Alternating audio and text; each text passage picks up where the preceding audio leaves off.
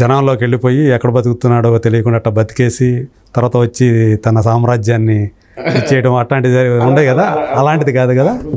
అలాంటిది కాదు, కొంచెం కొంచెం అలానే ఉంటుంది కానీ సపరేట్ డిఫరెంట్ కదా. మీరు థియేటర్లోకి వెళ్ళి మీరు ఫస్ట్ ప్లాట్ పాయింట్ 1 చూస్తే మీకు సినిమా చివరిదా కూర్చోబెట్టేస్తుంది అది. ఇహో ఇదా ఎలా చేస్తాడో చూద్దాం అనే మంచి కంటెంట్ ఉంటుంది. మేము కథ చెప్పినప్పుడు కూడా ప్రకాష్ రాజ్ గారు లాంటి వాళ్ళు, రామకృష్ణ గారు లాంటి వాళ్ళు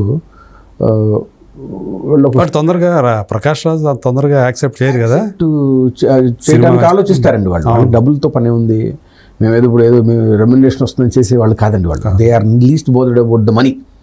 సో పెద్ద ఆర్టిస్టులు చేయడానికి ఏంటంటే వాళ్ళకి కథ నచ్చాలి. మురళీ శర్మ గారు అయితే ప్రతి అక్షరం, ప్రతి డైలాగు, ఆయనతో పాటుగా పక్కనుండే వాళ్ళ డైలాగులు కూడా ఆయన తెప్పించుకుంటారు. ఆయన ఎంత చాలా చాలా అద్భుతమైన మనిషి అండి ఆయన. అంటే కథ లోపలికి ఒక నటుడు ఎంత బాగా వెళ్ళొచ్చు, ఆ డైలాగ్ని ఎంత బాగా ఓన్ చేసుకోవచ్చు, ఒక నిజమైన తండ్రిలాగా ఎలా బిహేవ్ చేయొచ్చు అనేది అసలు నేను ఆయన దగ్గర నుంచి చాలా నేర్చుకున్నాను. సో అతను ఇండస్ట్రియలిస్ట్, అతను అది రాజ్ తరుణ్ గారికి ఫాదర్ క్యారెక్టర్ చేశారు. సో ఆయనతో పాటుగా I felt so blessed to work with Prakash Raj గారు, రమ్యకృష్ణ గారు. దీస్ ఆర్ లెజెండ్స్ అండి. వీళ్ళ ముందు నుంచొని చూస్తుంటేనే ఏదో వాళ్ళ దగ్గర నుంచి శక్తి ఏదో మన లోపలికి వస్తున్న భావన కలుగుతూ ఉంటుంది. అలాంటి వాళ్ళని డైరెక్ట్ చేస్తా వాళ్ళ దగ్గర నుంచి పర్ఫార్మెన్స్ తీసుకుంటా ఉంటే అసలు ఒక రకమైన లైఫ్ టైం అచీవ్మెంట్ మూమెంట్. అంటే ప్రకాష్ రాజ్ని డీల్ చేయడం ఈజీగా అనిపించిందా మీకు? ఈజీ అయిందా? ఆయన మొదట్లో నేను చెప్పినట్టుగా ఫస్ట్లో నేను అసలు ఆయన దగ్గర క్యారవాన్ వెళ్ళడానికి కూడా నాకు కాళ్ళు వణికిపోతా ఉన్నాయి. నాకు చాలా భయపడిపోతా ఉన్నాను నేను ఆయన. ఎందుకంటే సినిమాలో చూడటమే కానీ డైరెక్ట్గా ఎప్పుడు ఫేస్ చేయలేదు. విపరీతమైన నాలెడ్జ్ ఉన్న మనిషి, విపరీతమైన టాలెంటెడ్. నా చిన్న బుర్రలో ఏదో రాసుకొని ఆయన మీదకి తీసుకెళ్ళిపోవటం అంటే ఈయన అక్కడ నాకు లిట్మస్ టెస్ట్ అది చెప్పేస్తాడు. ఆయన చూసి విషయం ఉందా లేదు దాంట్లోనే ఉంటుంది. సో వణికిపోతా ఉన్న టైంలోకి నన్ను మా కోడైరెక్టర్ గారు ఏం లేదని చాలా బాగా రిసీవ్ చేసుకుంటారు వెళ్ళటం. ఆయన మంచి జోకులతో నన్ను రిసీవ్ చేసుకోవటం, చాలా ఫ్రీగా ఉన్నారు. తర్వాత సాహిత్యాభిమానం, ఆయన తెలుగు సాహిత్యం కూడా బాగా తెలుగు. మీరు మా కథలో తెలుగు భగవద్గీతలోని శ్లోకాలు నేను అప్పటికప్పుడు రాసేసేసి ఆయన టైం కిల్ అవుతుంది, కిల్ చేయాలి కొంచెం, ఆయన్ని వెయిట్ చేయించకూడదు అని చెప్పి అప్పటికప్పుడు కథ డైలాగులో ఒక భగవద్గీత శ్లోకం రాసేసేసి దాన్ని అప్పగిస్తే తెలుగు భగవద్గీత శ్లోకాన్ని నేను చూసి రాస్తే ఆయన ఒక 2-3 సార్లు చదువుకొని పక్కన పెట్టేసేసి ఆయన అవలోకగా అక్షరం పొల్లు పోకుండా అద్భుతంగా శ్లోకాలు చెప్పేసే మనిషి అండి ఆయన. ఓకే, తెలుగువాడు కాదు అంటే అసలు నేను అసలు ఇప్పటికీ నమ్మలేనండి. స్పష్టత, ఆ గాఢత, ఎంత అద్భుతమైన మనిషి అండి. ఇలాగా నేను ఈ సినిమాలో చాలామంది దగ్గర నుంచి నేర్చుకోవడం జరిగింది. ఇది ఇప్పుడు ఎందుకు చెప్తున్నానంటే ఇలాంటి వాళ్ళు కథలోకి వచ్చి చేశారంటే మా సినిమాలోకి ఇదంతా కథాబలం. ఓకే, అరే రామ్ భీమన చేస్తున్నాడు బా అని వెళ్ళటం, లేకపోతే రాజ్ తరుణ్ సినిమా చేద్దాం అనేది వాళ్ళకి అలాగే అది ఇట్స్ నథింగ్ మ్యాటర్ వాళ్ళకి. సో వాళ్ళ కథని నమ్మారండి, చాలా కథని నమ్మి చేశారు. అలాగే వాళ్ళ పర్ఫార్మెన్స్ కూడా ఈ సినిమాలో నెక్స్ట్ లెవెల్ ఉంటుంది. ఈ సినిమాని అందుకే చెప్తున్నాయి, అన్నిటినీ గట్టిగా అన్ని కలిపి ఎలా చేస్తే సిమెంటు నీళ్లు దాని తాలూకు వ్యవహారం ఎలా గట్టిపడుతుందో అలాంటి గట్టిపడి ఒక గోడ లాంటి సినిమాని తయారు చేయడం జరిగింది. ఓవరాల్గా రామ్ భీమునికి ఈ సినిమా, ఎందుకంటే మీ మొదటి 2 సినిమాలు ఏవైతే ఉన్నాయో కమర్షియల్గా మీకు అంత ఒక బ్రేక్ లాగా రాలేదు కదా. సో ఈ సినిమాతో మీ 3వ సినిమాతోటి అలాంటి బ్రేక్, ఒక కమర్షియల్ బ్రేక్ వచ్చి రామ్ భీమన్ అనే పేరు అందరూ చెప్పుకునే విధంగా ఉంటుందని చెప్పేసి ఎక్స్పెక్ట్ చేస్తాను. మీకు ఇప్పుడు దాకా ఇంటర్వ్యూ చేసిన టైంలో మీరు నన్ను చూస్తే మీకు లేదా మీకు అది అనిపించింది అంటే ఒక అథెంటిక్గా సబ్జెక్ట్ మీద ఒక ఆ స్పష్టత కానీ, క్లారిటీ అంటారు కదా, క్లారిటీ కానీ, ఒక కన్విక్షన్ కానీ అవన్నీ ఉన్న, అంటే ఇప్పుడు కాదు, అంటే ఆ రోజులోనే హమ్తుమ్ ఆ టైం మన టాక్తాయ టైంలోనే మీరు ఆ మాట్లాడే విధానం చూసినప్పుడే ఓకే ఇతనికి ఉంది, స్టఫ్ ఉంది. Thank you sir. అయితే మీరు అడిగిన ప్రశ్నకి ఇప్పుడు సమాధానంగా ఇప్పుడు ఏంటంటే ఒక డైరెక్టర్ దగ్గర ఒక బ్రెయిన్ చైల్డ్ లాగా ఒక మంచి ఐడియా ఉంటుందండి. దానికి ఎప్పుడైతే ఒక మంచి ప్రొడ్యూసర్స్, మంచి టెక్నీషియన్స్, మంచి హీరో తోడవుతారో అతను అనుకున్నది ఇంకొంచెం ఎఫెక్టివ్గా, ఇంకొంచెం గ్రాండ్గా చెప్పగలుగుతాడు. సో ఫస్ట్ 2 సినిమాలు నేను కొత్త వాళ్ళతో చేశాను. ఇది నాకు నచ్చినట్టు, నాకు తగ్గట్టుగా ఉన్న మంచి ప్రొడ్యూసర్స్, మంచి హీరో, మంచి టెక్నీషియన్స్ అందరు దొరికారు. This is going to be a brilliant film. నా రేపు నేను భవిష్యత్తులో ఎన్ని సినిమాలు చేస్తాను పక్కన పెడితే this is going to B one of the best films అండి. నాకు రాజ్ తరుణ్ గారికి ఇద్దరి కెరీర్లోకి ఇది మరపురాని చిత్రంగా ఉండబోతుంది అనేది నేను మీకు బల్లకొద్ది మరి చెప్పగలుగుతాను. పైగా మీకు గోవింద్ మీ చేతిలో ఉన్నాడు. గోవింద్ ఉన్నాడంటే అదే పీజీ విందా. పీజీ విందా ఉన్నాడంటే కరెక్ట్గా అతనిలో ఒక డైరెక్టర్ ఉన్నాడు. అసలు అంటే నాకు భయం ఏంటంటే ఇంతమందిని నేను ఎలా మేనేజ్ చేయగలుగుతాను.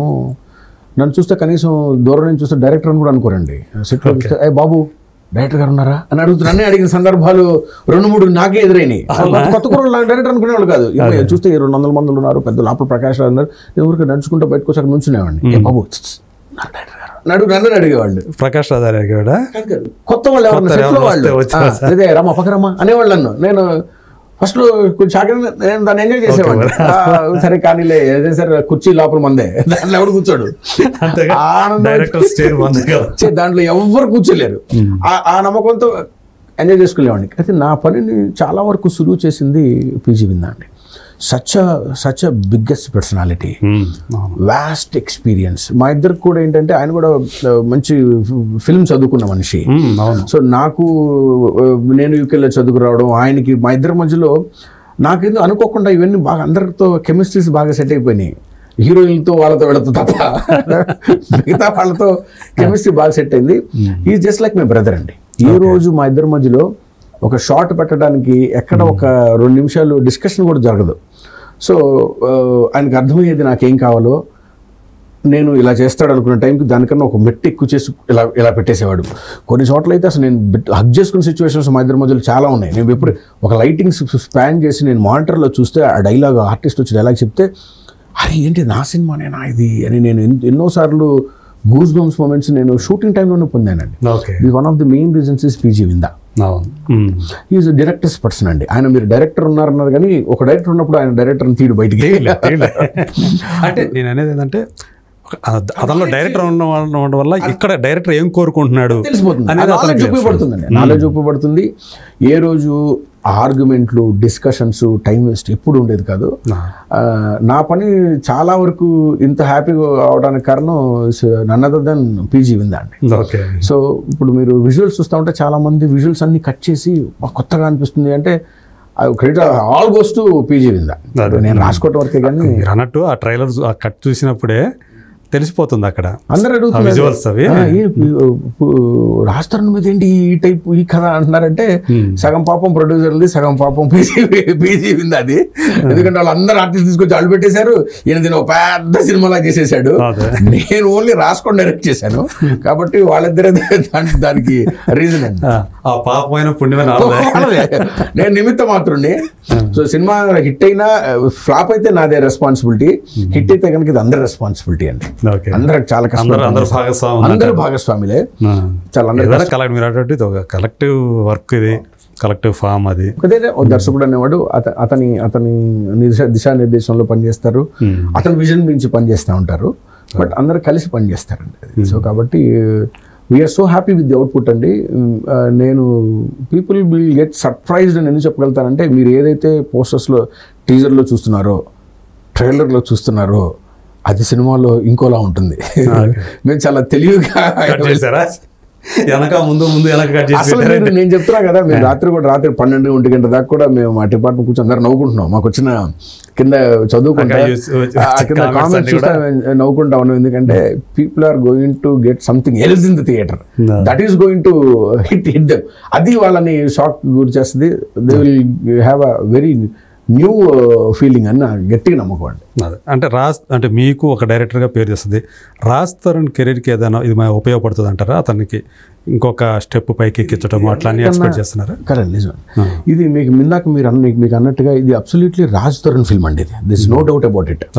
That this is going to be, అతను ఎంత పరిపక్వత గల నటుడు, అతనికి కనుక ఒక మంచి అవకాశం ఇస్తే ఎంతవరకు వెళ్ళగలుగుతాడు అనేది ఇది ఒక మచ్చుతనక.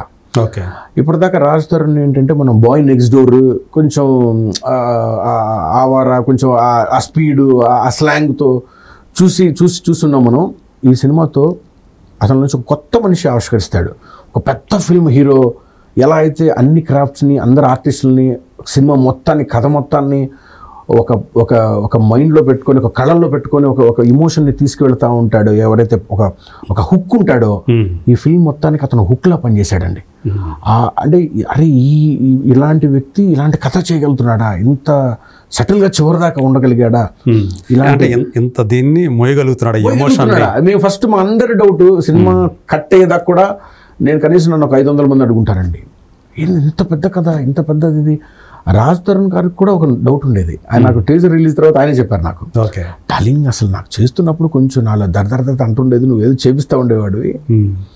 టీజర్ చూసిన తర్వాత షాక్ అయిపోయాను నేను, అసలు నువ్వు ఏం చేస్తావు డార్లింగ్ అసలు నాతోనే అనేవాడు. వాళ్ళ పేరెంట్స్ కూడా చాలా హ్యాపీ ఫీల్ అయ్యారండి మనోడి కోసం.